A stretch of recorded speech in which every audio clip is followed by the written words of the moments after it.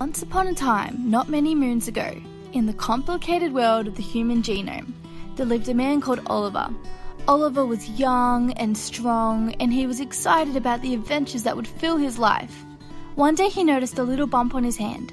It didn't hurt and it didn't really bother him, so he shrugged his shoulders and went on his merry way. Several years passed, and one day he decided he didn't want the little bump on his hand anymore. It was starting to bother him. So he went to the doctor and the doctor removed it. The little bump was then sent away for testing. A few days later, the news arrived that the bump was Epithelioid Sarcoma, a dangerous cancer. This obviously troubled Oliver a great deal. He felt very alone. What made him feel even worse was that nobody else could see that he needed help. He couldn't ignore the dark cloud that was above him, no matter how hard he tried. He knew the dark cloud above him might turn into a storm he might not survive. So he decided to go on a journey to find a cure. He travelled far and wide searching for someone to help him fight the cancer, but there was nobody to be found. Just as he was about to give up, he came to the door of cc-TDI.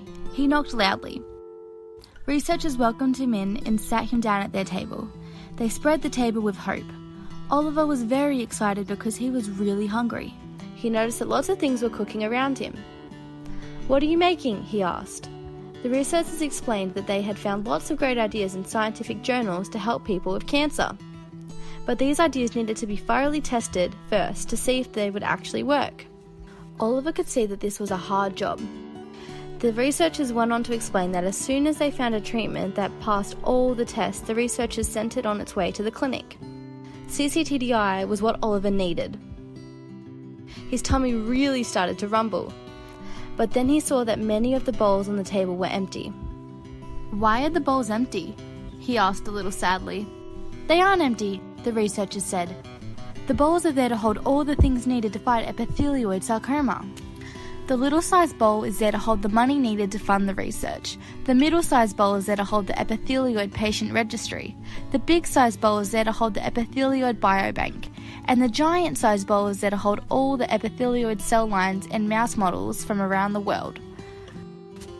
As soon as the bowls start to fill, we can sequence DNA and RNA for all these tumour materials." Oliver could feel the hope growing inside him. "We can create cell lines and mouse avatars just for you," the researchers said. "And we can test more than 60 clinical trial-compatible drugs on your cancer." "But we won't stop there," the researchers explained. "We will then have the materials that are essential for building the foundations for further epithelioid sarcoma therapy development. If we know which genes have something wrong with them, then we can discover which drugs work, and we will have what we need to use machine learning. We will use extremely sophisticated computer programs to look at the patterns and associations in huge amounts of information from everybody. This information will help us find ways to stop the cancer from coming back and spreading." Oliver knew that while a part of his journey had ended, another had just begun.